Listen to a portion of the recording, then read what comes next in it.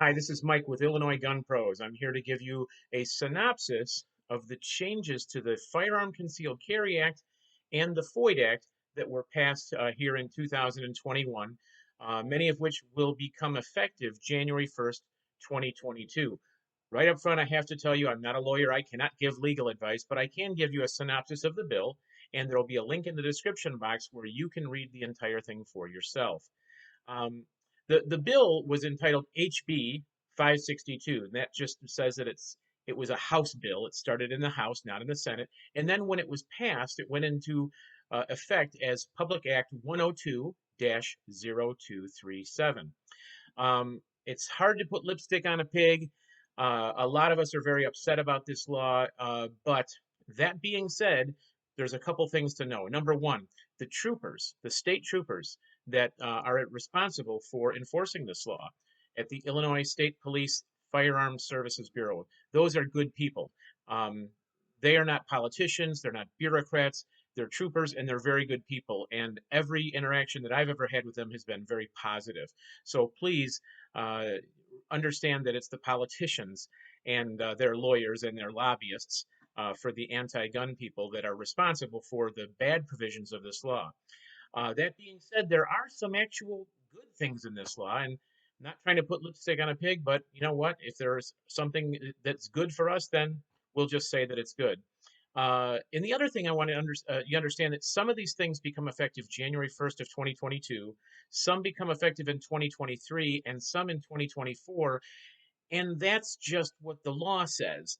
Deadlines are a malleable thing with the state of Illinois. As a matter of fact, the very first violation of the Firearm Concealed Carry Act, the very first violation was the state of Illinois violated the act. Back in July 9th of 2013, this law went into effect to allow for concealed carry, and it had certain deadlines by which they had to let us start getting classes and instructors and curricula and licenses, and those deadlines were not all met. But when the state of Illinois violates the law, there's no penalty. When you or I violate the law, there is a penalty, a misdemeanor, a petty offense, a felony, or a fine. So that being said, some of these deadlines may or may not actually hold. But let's look at 9 good things first about this bill that we can at least say, it could have been worse. First of all, a lot of people have a concealed carry license and they don't carry their FOID card anymore, and then they accidentally forget to renew their FOID card. Their FOID card has expired, which automatically results in the revocation of their concealed carry license. So in all of my classes, I tell everybody, don't let your FOID card lapse. Well, this law does take care of that. It says that your FOID card cannot lapse when you have a concealed carry license. As long as your concealed carry license is good, your FOID card does not lapse, which is really, really a good thing. So we can at least be grateful for that. As a matter of fact, if you have had your FOID card for 8 years and you need to renew it in 2 more years, but suddenly you get a concealed carry license, they're automatically going to renew your FOID card for 10 years. So this is a good thing. Now, it's not because they like us. It's because every time they renew one of the cards, they've got to do a background check. And doing all these background checks, which they say are so important, overloads their system. So just a little background on why they're being so generous to us about that. So automatic renewal and FOID card not lapsing during a CCL. That starts in January of 2022. Another thing that's good is, and you need to double check this if you're a hunter. I'm not a hunter. But one of the things that has really been insane about this is while you're hunting, you couldn't carry concealed. And the Illinois Department of Natural Resources said, we looked at the law, we'd like to interpret it differently, but that's the way it is. Well, they fixed that, at least for turkey, deer, and activities involving hunting dogs.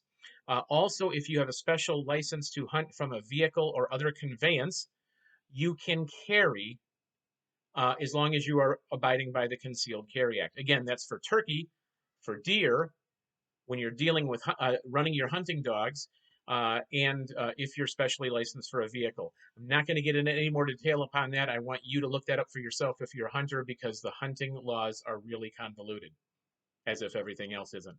Okay, another good thing is the state police now must notify you when you apply for a concealed carry license that, hey, we got your application. Or they have to notify you, we got your application and this stuff is missing. Before you would apply and you wouldn't know, did they get it? Is everything okay? I don't know, I'm just waiting. So that's a good change. The other thing is they must notify us 180 days before our FOID card expires, it comes up for renewal, or 180 days before our concealed carry license comes up for renewal. So that gives us more advance notice. And that's not a bad thing. That's a good thing. Another thing is that they are going to provide for, once the state police figures it out, electronic FOID and CCL cards, or an electronic version of it. Or they may just say, I don't know, they may decide you can just take a photo of it, but that is going to have to be put out by the state police. But that's nothing. Uh, no big deal. It's on balance, it's an improvement in case you forgot your wallet.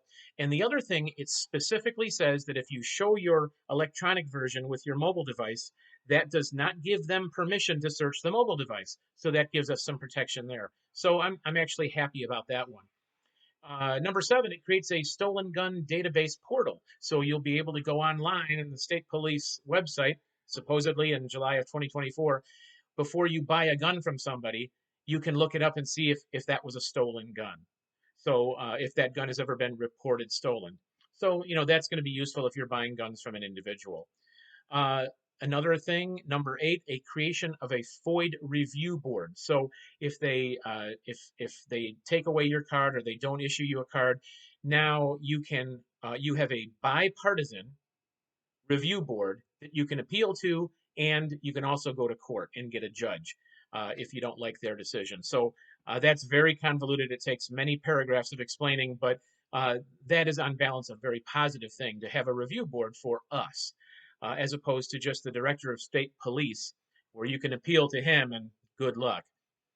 And then finally, and this is mixed now, um, if you submitted fingerprints previously for a concealed carry license, like I did as an instructor, all instructors had to, well, they can use those fingerprints for a FOID card, or if you submit fingerprints for a FOID card, which is coming, and I'll explain that in a minute, they can use those fingerprints for a CCL, a concealed carry license. So again, they're trying to limit the number of background checks and fingerprint checks that you have to do.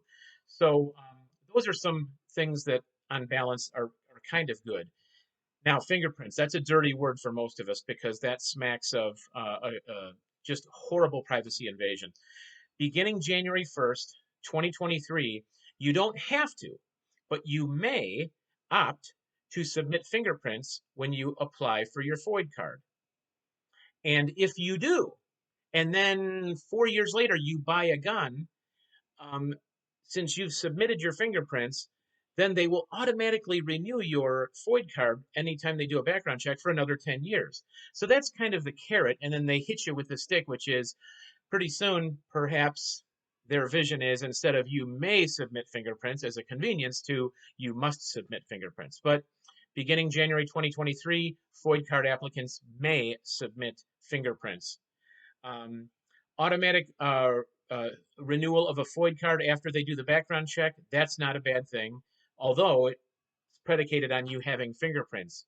Now, for instructors, we already have our fingerprints in, so it's a good thing. But to start, encouraging people to submit fingerprints means that someday they might require it, and that's not so good.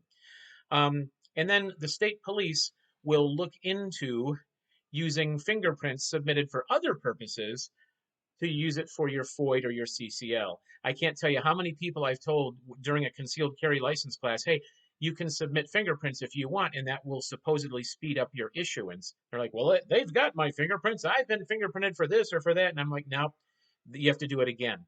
Well, they're going to look into tapping into existing fingerprints to prevent you from having to get fingerprinted so many times. We'll see. The other thing is the creation of a gun task force, which is going to monitor all of the federal crime databases and all this stuff, and they're going to issue reports. I'm sure that'll become politicized, but that's some of the money from our FOID cards will go to create, fund this task force.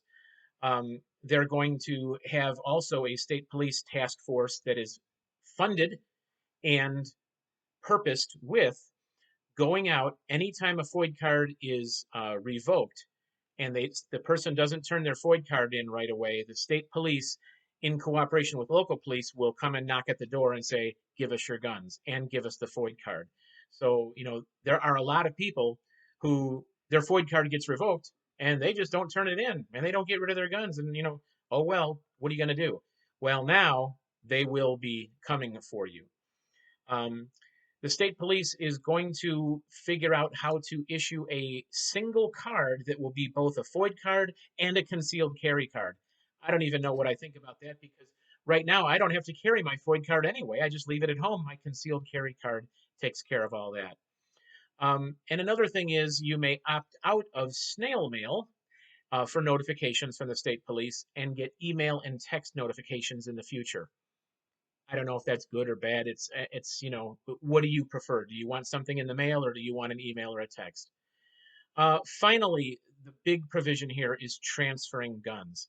And this says that if I sell you a gun, you, after 10 days of getting the gun, you have to give a copy of all of the information from that transfer to a FFL, a federal firearms licensee. You're gonna have to pay them $25, and then they have to keep a record for 20 years. Now, this is a whole 20-minute video just discussing this. It doesn't make it harder to sell a gun, because if I sell a gun, it's the same way as right now, and I'm going to review that in a second.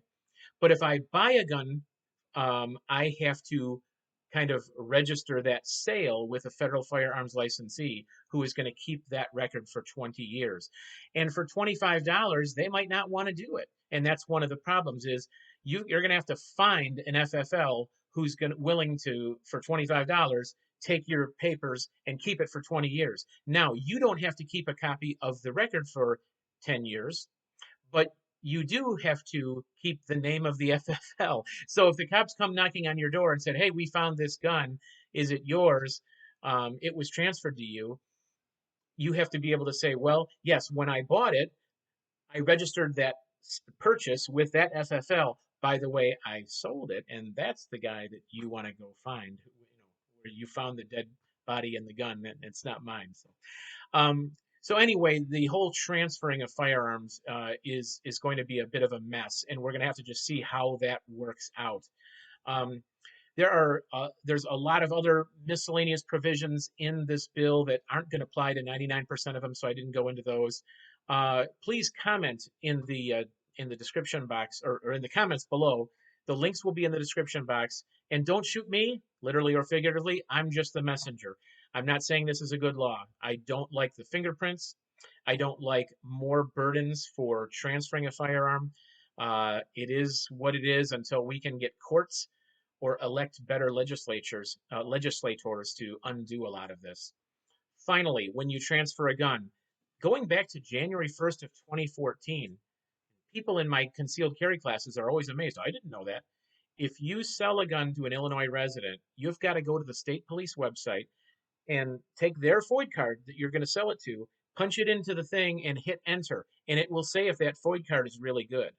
So you have to then, they'll give you a transaction number. You don't register the person's name, you don't register the gun or anything like that. You are just checking their FOID card. Now, you have to keep a receipt for 10 years when you sell a gun. So in the next 10 years, if that person robs a liquor store or kills somebody and they find the gun and they come knocking on your door and said, "Hey, this gun was sold to you by the gun dealer," you can say, "Well, I know, but in a private transaction, I sold it to John over there.